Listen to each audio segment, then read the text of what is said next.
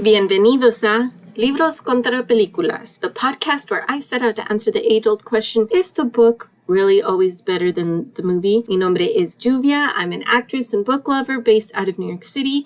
Y hoy we will be talking about Flaming Hot, la increíble historia real del ascenso de un hombre de conserje a ejecutivo por Richard Montañez, and its 2023 adaptation, Flaming Hot, directed by Eva Longoria and starring Jesse Garcia and Annie Gonzalez. All right, so yes, I did read Flaming Hot in Spanish. I was a little bit worried about that because I'm completely 100% fluent in Spanish. I can read it, I can write it, I can speak it.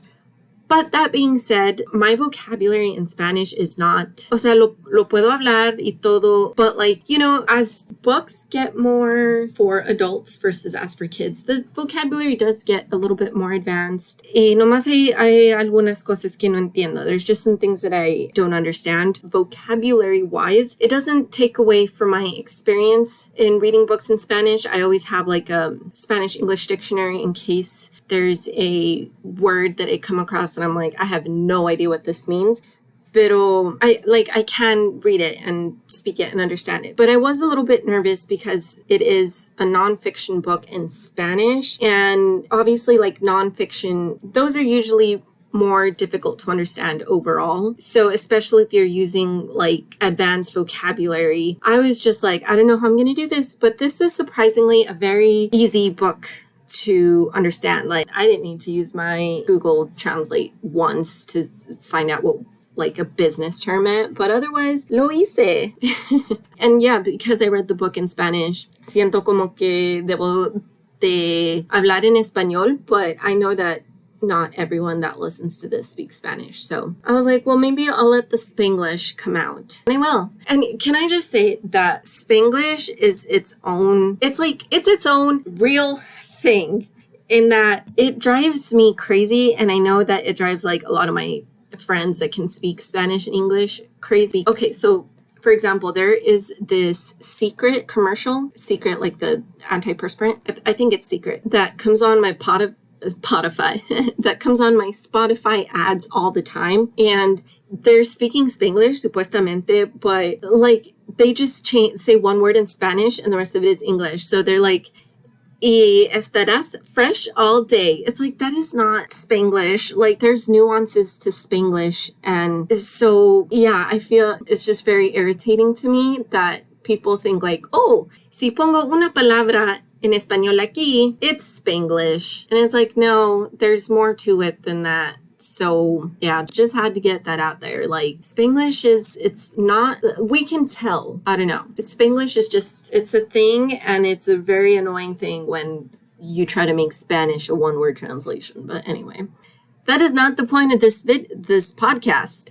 The podcast is talking about Flaming Hot and we will get into it now. So one more thing before we get started. Hay una controversia con esta historia. And the controversy is that apparently, allegedly, this is not a true story. As in, Richard Montañez has taken credit for creating Flaming Hot Cheetos, and this is not true. According to Frito-Lay, the company itself, and interviews with several former Frito-Lay employees, Richard Montañez had nothing to do with the creation of Flaming Hot Cheetos. That credit, according to the company, goes to Lynne Greenfield, and Lynne Greenfield worked out of the Frito-Lay headquarters in Plano, Texas. She and the company say that she's the one with creating Flaming Hot Cheetos, and Richard Montañez did great things for the company marketing-wise and really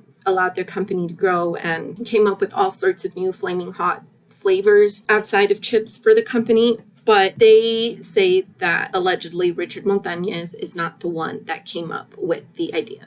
Richard Montañez sticks by his story. He has stated that he's upset with the company for trying to take this credit away from him. So it is a kind of tricky situation. There are those that don't obviously believe Richard Montañez and agree with him. So he says that because of all the success he's received, the company is just trying to bring him down a notch, even after all these years, but that he knows the truth and his family knows the truth, and that's all that really matters, and he's going to continue to share that truth with the world. Frito-Lay and Lynne Greenfield has stated that she's very upset that Richard Montañez has taken credit away from her since this is her creation. Frito-Lay is standing by Lynne Greenfield, but they do acknowledge that everything Richard Montañez has done for the company. So I do feel like it is important to address that, since a lot of people were against the creation or the making of this film because of that reason. Now, Eva Longoria was allegedly informed of Lynne Greenfield and the fact that she was the one that created Hot Cheetos, supposedly, but Eva said, I believe Richard. She essentially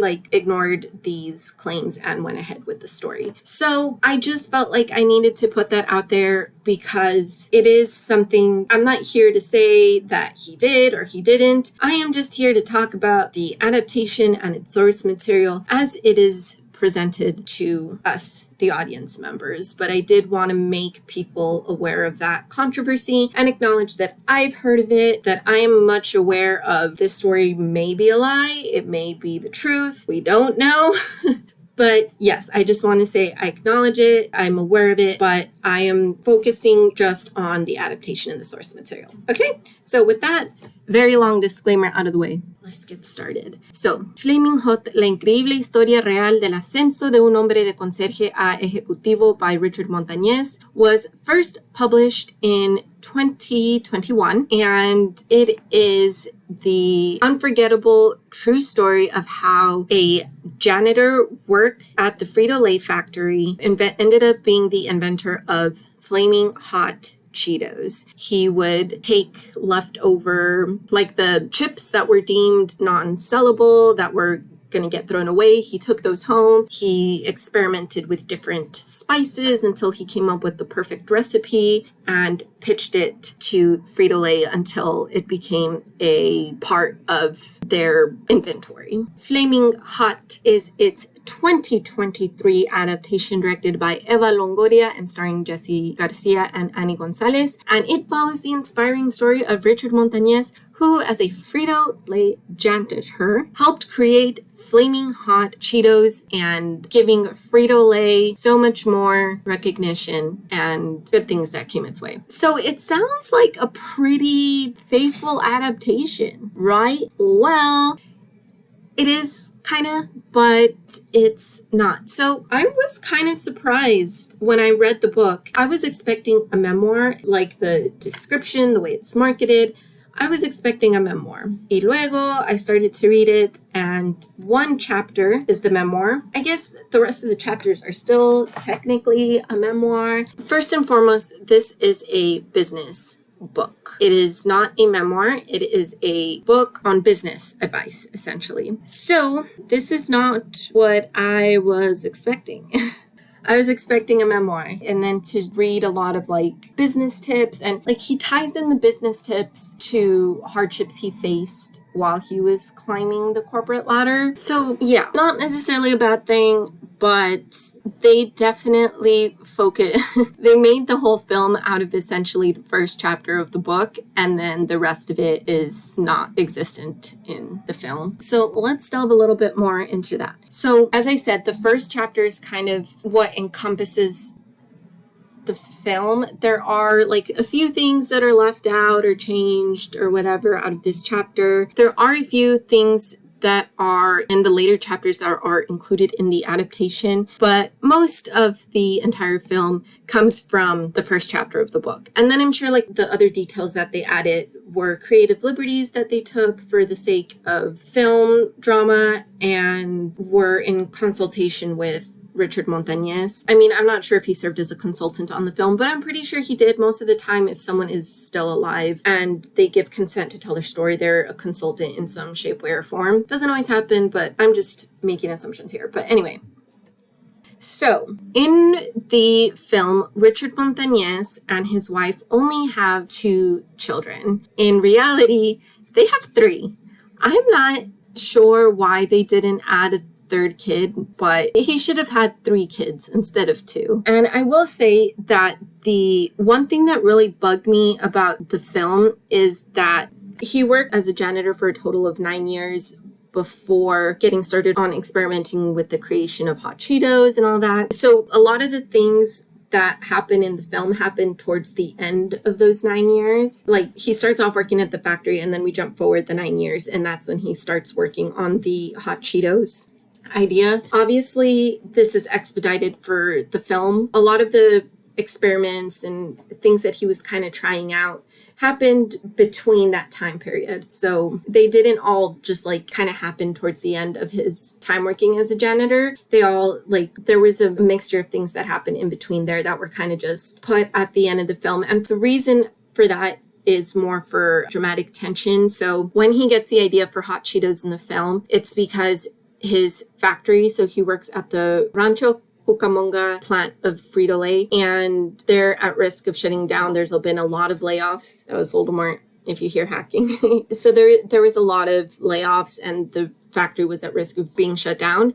And so in order to stop the factory from shutting down, he creates hot Cheetos. So obviously all the events that took more time in the book to happen, they were all lumped together for the sake of dramatic tension in the film. But one thing that really, really, really bugged me watching the film is that, so he starts, he has his first kid in the film, and then he mentions briefly and then I started working at Frito-Lay and we had our second kid, and then we jump forward to 9 years later. And so in reality, empieza a trabajar en Frito-Lay. When he starts working there, his older kid looks like he's maybe 4 years old. No, he's a little bit younger. He looks like he's about 2 or 3. And then his younger one that he briefly mentions, by the time I started working there, I had my other kid or whatever. And then it time jumps 9 years later. What really bugged me is that we do a time jump of 9 years, and the kid, the older brother, looked like he aged the 9 years. Like, they went from having a 3-year-old actor to a kid that looked maybe like he was 13 or 14 years old. So that looked just fine.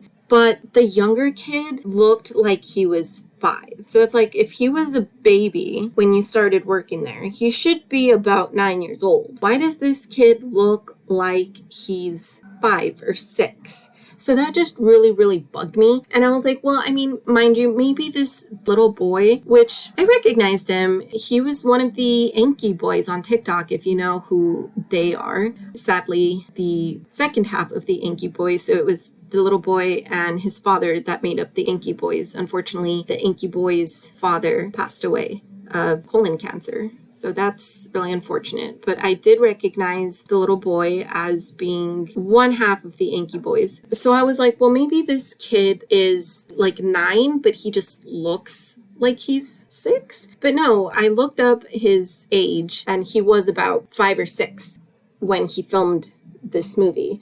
He's very cute. He's very adorable. But my brain was just like, you're supposed to be 9 years old. Why do you look like you're 6?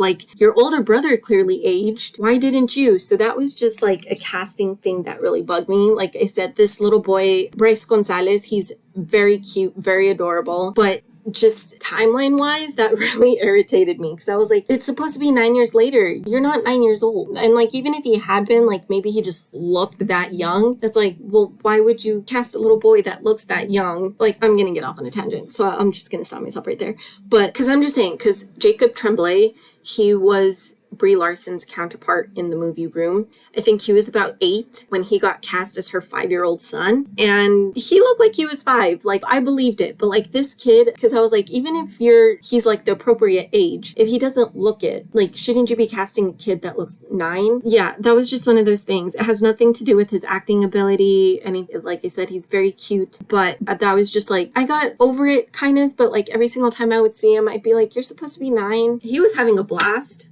Very clearly he had a blast filming this, and I loved his performance, but just then I would remember what age he's supposed to be, and my brain could not process the fact that his brother aged, but he didn't, or his brother aged appropriately, but he didn't age. He got stuck at 5 years old for 4 years. Okay, but anyway, that's my rant. That was just something that really, really bugged me. But yeah, in the book, by the time Richard Montañez gets hired at Frito-Lay, he has his 3 kids already. So yeah, so otherwise there aren't too many changes from that first chapter. As I said, most of the changes come from later chapters, and that's more because the later chapters are definitely more business advice.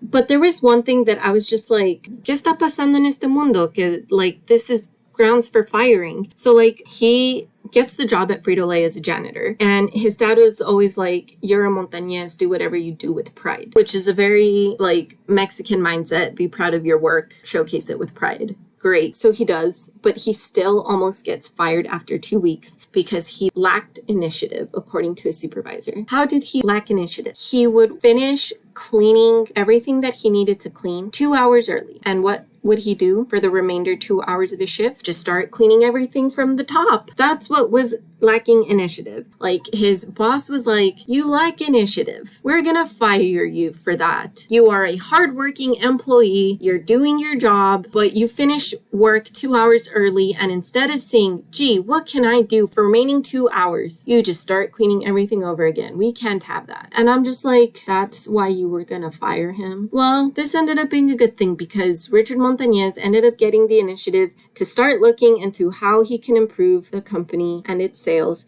and that's what led him to creating Flaming Hot Cheetos. So if that guy had just, I don't know, let him just clean for those remaining 2 hours, not said anything, we wouldn't have Flaming Hot Cheetos. So thank you, guy, for threatening to fire him for lack of initiative. I'm just like, I know there's someone out there that's like, well, yeah, he has a point. But I'm just like, this guy is doing his job. Like, do you know how many people I know that if they finished their job 2 hours early would just sit around and do nothing and get paid to do nothing for those remaining 2 hours that they're on the clock? The fact that this man is still doing his job, is he starting over, making things doubly clean? Sure. And it's not even like, find other things you can clean. Like, is there a coworker you can help clean? Is one of your coworkers absent? Can you clean his area? Like, something like that would have made more sense to me. But like I said, this lack of initiative speech is what caused him to start looking into how the machinery worked. And from there, that led into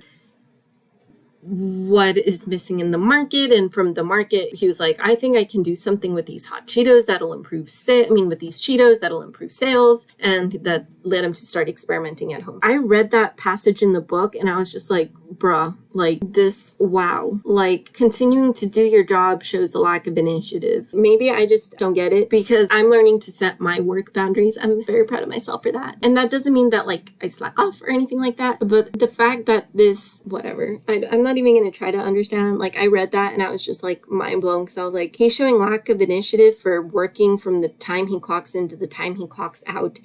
Again, do you know how many people would not do that?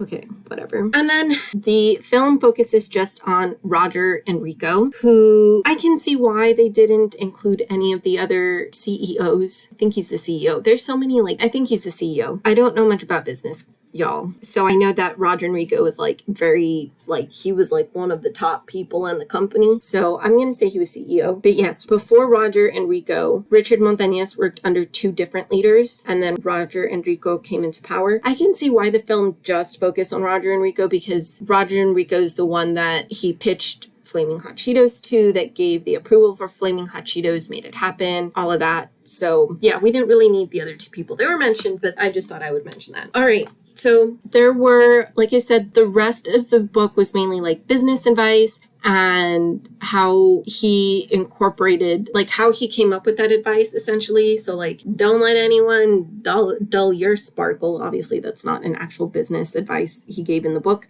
But he's like, don't dull your sparkle. And then he's like, don't let anyone dull your sparkle. Here's how I didn't let someone dull my sparkle. And here's how it helped me move up the corporate ladder. So it's kind of like that. So there are something like the book, the adaptation stops once he's created Hot Cheetos and he receives the promotion. And then the epilogue of the film, shows pictures and it gives like Richard Montañez continued to work at Frito-Lay, blah, blah, blah. In the book, we see more of his ascension, how he moved from janitor to one position of power to the next position of power, the next position of power, different business anecdotes to how to handle people trying to sabotage you, how you can make this attempted sabotage work in your favor, and how to make the people that are trying to sabotage you not look good, but not look bad necessarily. So like that way you're not throwing them under the bus. So he's essentially like telling you not to throw anyone under the bus because that just makes you look like the better person and people will respect you more for that. So yeah, it's just a bunch of like business advice essentially. That's the main bulk of this book. So yeah, it's not bad necessarily. It's just not my cup of tea.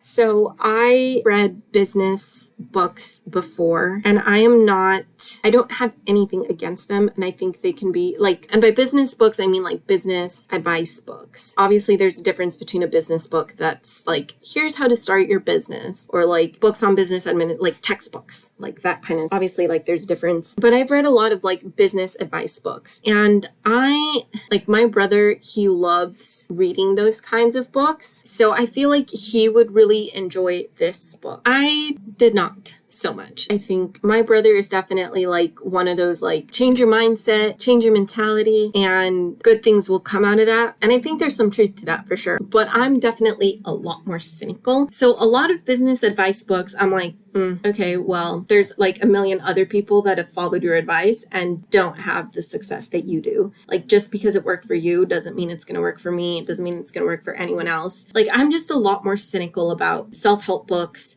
business advice books, just in general. So there are like other stories. So for example, in the film, there's only one person that has his side, and it is Dennis Haysbert's character. He plays Clarence Baker. So Clarence is like one of the machine operators, but he's like a manager machine operator person. So Clarence is like Richard's advice person, and he gives him a lot of advice and helps him out a lot in making Hot Cheetos a success, and he really believes in Richard. So he does have that person in the book as well, but the adaptation really makes it seem like Roger Enrico is the only person in power at Frito-Lay who believed in Richard and his idea, and everyone else was out to sabotage him. There was one more person, I don't remember the official title, but he was like also one of like the top executives at Frito-Lay who believed in him, who obviously he's under Roger Enrico, but he was pretty high up there. So he had two people on his side in the book with pretty substantial positions of power. Obviously, Clarence had it more so just at the Frito-Lay plant, and then the other guy had it within the company itself. So he did have a little bit more backup, but otherwise, the rest of the book has nothing to do with the film itself. And yeah, so I think you can guess which one I prefer, but let's make it official. The film is the winner in my opinion. I rated the book 3 stars and I rated the film 3.5 stars. I really enjoyed the acting. I thought everyone did great acting-wise. I'm a really big fan of Annie Gonzalez. She plays Judy, his wife. Another big difference was that Richard and Judy in the film meet when they're like little kids. Like they meet while they're in elementary school, and it was like love at first sight that lasted until they got married. In reality, they met when they were in high school. So still like high school sweethearts ended up getting married to each other, and to this day they're still married, but just wanted to throw that out there. But yes, I did rate the film 3.5 stars. I really enjoyed it's a feel-good story. And again, there were creative liberties taken. Like for example, there's a lot more tension with his father that in the film that isn't really mentioned in the book. Like his father, he doesn't have a good relationship with his father in the film. His father is kind of just like judgmental about like his life choices and things like that. But in the book, it seems like his father was a lot more supportive of him and that there wasn't that familial tension. So yeah, like I said, there's nothing wrong with the book per se. It is just not a genre that I read. It's not a genre that I enjoy. Like I said, this is something more in the wheel for like my brother and people that aren't as cynical as me. I'm definitely a lot more cynical. And yeah, so this is just not something. I was really excited to read it, and then I was a little disappointed to find out it was more business advice than memoir. So it's both, it's combined, but it's definitely a lot more business advice. So yeah, like I said, there's nothing wrong with the book necessarily. It's just not something that I gravitate towards. It's not something that I necessarily enjoy reading, but if this is your kind of thing, maybe you'll enjoy it. But yeah, that is it for this episode. Next time, I'm really excited because I have two guests with me to discuss Erasure by Percival Everett and its 2023 adaptation, American Fiction. So excited to have you virtually, audibly meet them. And yes, if you enjoy books versus movies, please leave a rating and review. Tell all your friends about it. This is a 100% independent podcast. I do everything involved with the podcast, and it's something that I really enjoy doing, but I would love it if you would help me spread the word by leaving a rating, a review, and telling your friends all about it. See you next time.